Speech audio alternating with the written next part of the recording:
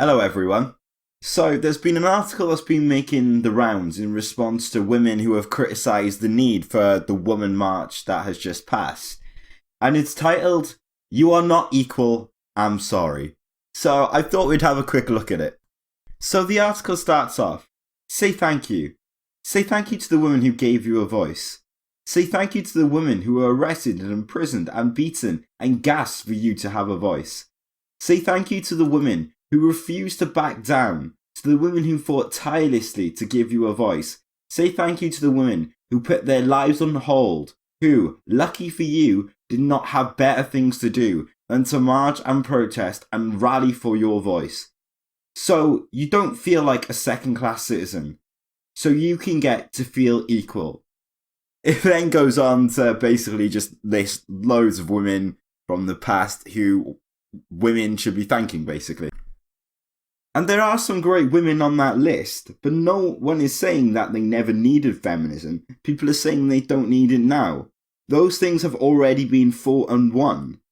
So you trying to guilt women into feminism for those causes would be like someone trying to get me to sign up for the army to fight the Nazis.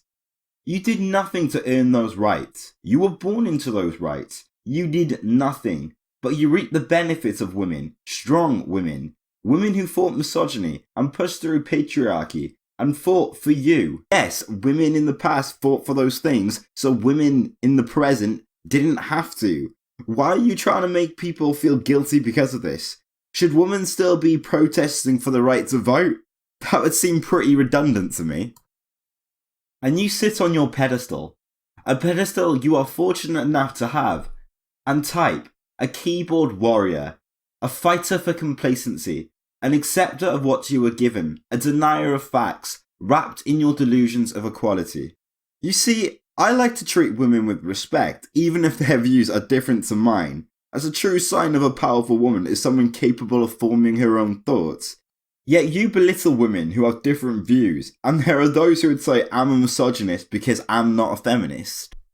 You are not equal, even if you feel like you are. You still make less than a man for doing the same work.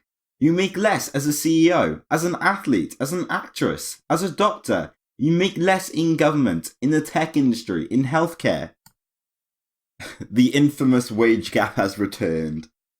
In normal jobs, you do not get paid less. Overall, women earn less, but that's a result of choices. You're bitching about women not making the decisions you want. As for athletes, men play at a higher level than women in most sports because they are biologically stronger.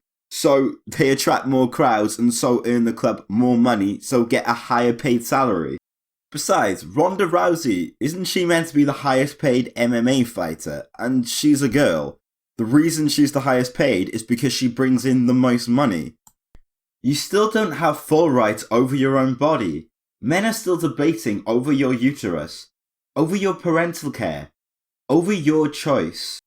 I feel it's important to represent the argument against abortion accurately. It's not about oppressing women. It's about when does life become life? When does it have its own rights? Now, I agree that women should have the right to have abortion.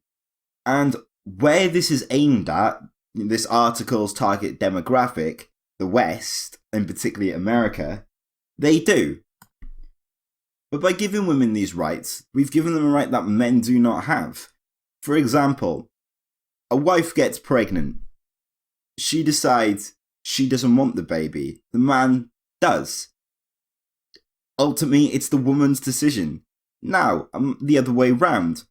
The woman wants to keep the baby. The man doesn't. The baby is going to be born in that situation. So the woman has got ultimate power in that situation anyway. And unfortunately, that is the way it has to be in my view. But we could make it the closest thing to equality by giving men option for a financial abortion, which I've seen loads of feminists argue against. As for parental care, the courts are massively in favour of women. People are trying to give men an equal chance of winning custody, and you're bitching about this. All it looks like is like you're fighting for equality, but only when it suits you. You still have to pay tax for your basic sanitary needs. Now, with this, the one I'm fully on the feminist side, so nothing more to say on that one. You still have to carry a mace when you're walking alone at night. You still have to prove to the court why you were drunk on the night you were raped. You still have to justify your whole behaviour when man forces himself on you. You don't have to carry a mace around with you. That's your choice. I would also like to point out that men are much more likely to be assaulted than a woman. And no, you have to prove to the court that you were raped, because innocent until proven guilty is what our legal system is founded on. Also, women are much better protected by rape laws than men. As in the UK and in some states, it's impossible for a woman to even rape a man. So yes, unfortunately, it is difficult to prove that rape happened. But the other way round, it's downright fucking impossible because the law doesn't consider it rape. You still don't have paid or even unpaid maternity leave. You still have to go back to work while your body is broken, while you silently suffer from postpartum depression. Now, I did a bit of research into maternity leave, and pretty much every European country gives paid maternity leave. But the United States, most states only give unpaid maternity leave. I think there's 4 that give funded maternity leave. Now, I'm in favour of paid maternity leave, whether it be taken up by the mother or the father, whoever wants to stay at home with the child or prepare for the child. However, I'm going to play devil's advocate and suggest a reason why America might not have maternity leave. For one, their healthcare system is set up differently, and the way insurance works, I think, is slightly different, or the way it's used is different in America to the continent or Britain. So I don't think we can make an exact comparison. But imagine this, and this is based off one of my old teacher's stories of why it's so risky to hire someone for a small business. Imagine a woman, she owns her own hairdressing place. 3 of her employees get pregnant. Now in Britain, that could mean 3 lots of workers taking 53 weeks off. 37 of those weeks have to be paid, about 90% of their wages if I remember correctly, and some of that has to be given by the small business, so in this case the hairdressers. Now, the woman who owns the hairdressers might not be able to afford this, because as well as paying for maternity leave, she's also got to pay to cover the lost labour. So it could be a case that maternity leave isn't legally required in America to protect small business owners. You still have to fight to breastfeed in public. You still have to prove to other women it's your right to do so. You still offend others with your breasts. Now, with this one, I'm just going to give it to them because I do think women should have the right to breastfeed in public. If obviously the baby's hungry, the baby's hungry. And I do know some people have a bit of a meh attitude to women breastfeeding in public. So yeah, I give them this one.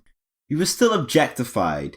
You were still catcalled. You were still sexualized. You were still told you're too skinny or too fat. You're still told you're too old or too young. You're applauded when you age gracefully. You're still told men age better. You're still told to dress like a lady. You're still judged on your outfit instead of what's in your head. What brand bag you have still matters more than your college degree. Well, they might be judging you on what outfit you're wearing because there's nothing much to judge in your head. Also, men are sexualized in the media and by the public as well, so if you don't like it, well, it's just tough shit because sex sells. People being critical of your appearance, that's not just something that happens to women. So, again, not a gendered issue. And the other parts of that paragraph just seem to be a load of straw men, so I'm just going to move on. Right, this next one annoyed me, I'm not going to lie. You are still being abused by your husbands, by your boyfriends. You're still being murdered by your partner, being beaten by your soulmate. Well, first of all, unless you've experienced any of those things, you're not a we. You're not some part of a hive mind mentality. Something done to one woman isn't something that's been done to all women. Also, this just paints men as if they're these evil creatures and completely ignores the fact that Men suffer from these issues as well. 40% of domestic abuse victims are male, yet women have 128 times more domestic abuse shelters than men. You are still worse off if you're a woman of colour, a gay woman, a transgender woman. You are still harassed, belittled, dehumanised. At the very start of this very article, you are belittling women with different views than you, and at the end of this article, you will belittle them again. Like, your lack of self-awareness is amazing. Your daughters are still told that they are beautiful before they are told they are smart. Your daughters are still told to behave even though boys will be boys. Your daughters are still told boys pull hair or pinch them because they like them. Well, the thing is, I can't just look into someone and see their IQ, especially if I'm meeting them for the first time. However, I can look and see what they look like. Boys are also taught to behave. I don't know where you get this idea that we're not, that we're just let loose. And no, if a boy pulls a girl's hair, they get shouted at for being a cunt. Singapore women feel safe walking alone at night. American women do not.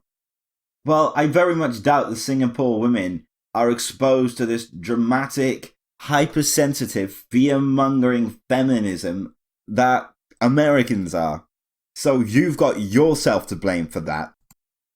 Iceland has the highest number of women CEOs at 44%. United States is at 4%. Yeah, because that's Iceland has got quotas that these companies have to meet. This is about equal opportunity, not equal outcome. What America has is equal opportunity. What Iceland has is equal outcome. But I get it. You don't want to admit it. You don't want to be a victim. Who wants to be the victim? You think feminism is a dirty word. Well, it is, and it's because of people like you. You think it's not classy to fight for equality. No, they don't think it's classy to behave like utter fucking morons. You hate the word pussy, unless of course you use it to call a man who isn't up to your standards of manhood. Actually, no, pussy actually comes from a French word. Pussicus? Pussicus. I'll put her on the fucking screen. You know, the type of man that allows his woman to do whatever she damn well please. So a man letting a woman do what she wants without trying to stop her is a sign of oppression. I mean, I could put you in chains if you want, but, you know, that just seems like a lot worse to me. I get it. You believe feminists are emotional, irrational, and unreasonable. This woman you're talking to, I hope she has met a lot of feminists. Why are women just satisfied with their lives, right? Who says that?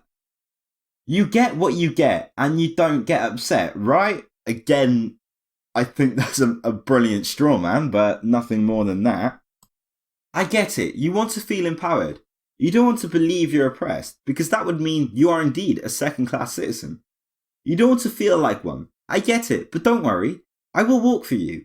I will walk for your daughter and your daughter's daughter. And maybe we still believe the world did not change. You will believe you've always had the rights you've had today. Who believes that? Like, I don't think there's really anyone who's younger than 10 who doesn't know about the feminist movement.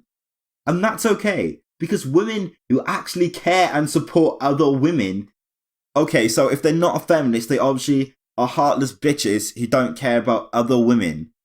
Other women don't care what you think about them.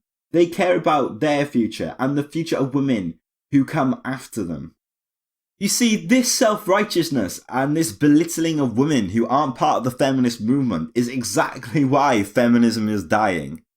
Open your eyes. Open them wide, because I'm here to tell you, along with millions of other women, that you are not equal. Our equality is an illusion, a feel-good sleight of hand, a trick of the mind. I'm sorry to tell you, but you are not equal, and neither are your daughters. But don't worry, we will walk for you, we will fight for you, we will stand up for you, and one day you will actually be equal instead of just feeling like you are. Oh, fuck off, you self-righteous bitch.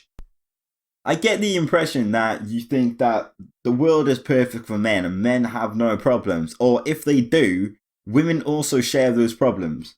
So here's a list of problems that are gender specific towards men. Having movements that are set up to deal with men's problems being teared down by crazy feminists. The vast majority of homeless people are men. Men face an uphill battle when it comes to child custody cases. Men also receive longer sentences for the same types of crime that a woman commits. I'm the Skeptic Fox. If you like this video, please like, share, subscribe, follow me on Twitter, and I shall see you next time.